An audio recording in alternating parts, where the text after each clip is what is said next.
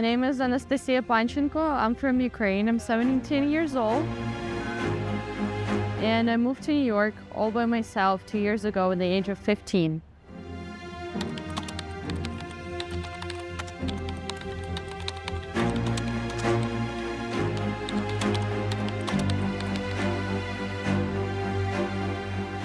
I moved because a full-scale invasion in Ukraine started.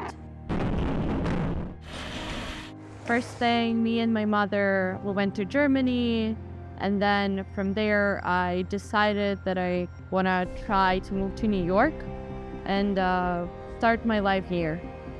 This neighborhood is a Ukrainian village in New York. We have 2 Ukrainian restaurants, lots of stores. That's a Ukrainian village, church, museum, everything Ukrainian.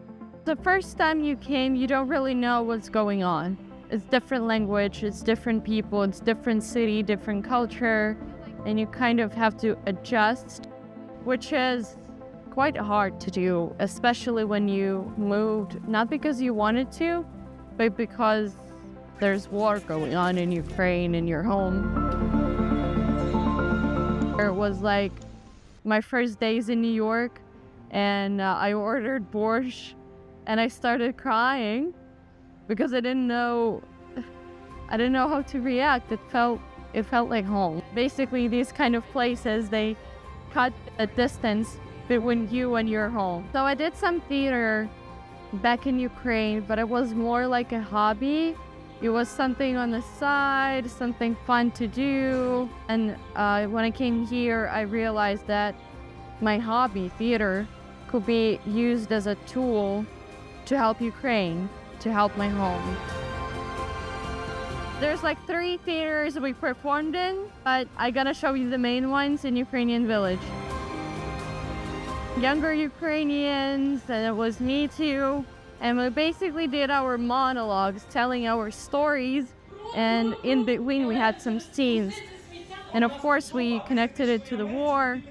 So our experience was surrounded by the war. We formed our pain and our uncertain feelings into one piece of writing, and we basically passed it to the audience. It was hard to say in the end of the performance, I hope you enjoyed it, because it was not something you enjoy, but it was very important to observe, to see, to understand, and to hear from kids, from Ukrainian children who experienced the war. I remember I was telling my monologue, and I hear somebody just like, and that's how I knew that that they're listening to me, that the audience actually care what I talk about it, how I express my feelings on the stage about the pain I received for this long period of time. Art is common thing to everybody, to most of the people and communities. The war is not. So people can get to know what is going on through something familiar, for something they already know. All the days were sold out. So many people came. So many people supported us. So many people donated all of our money for the tickets. They went to Ukraine. After what they saw, they were ready to contribute. And I feel like we accomplished this idea. When I just came here and I saw kids, teenagers my age, hanging around, not being worried about anything, the democratic goal and mission of the world, nothing like that. They're just like living their life and enjoying it. I felt so jealous that why is it my life? Why is it life of thousands, millions of other kids in Ukraine? I felt a little bit frustrated, and for me, was so unfair.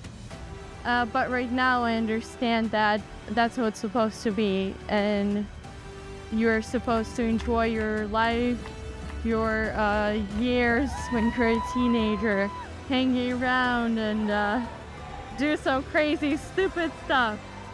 But for Ukrainians, it's different. And that's how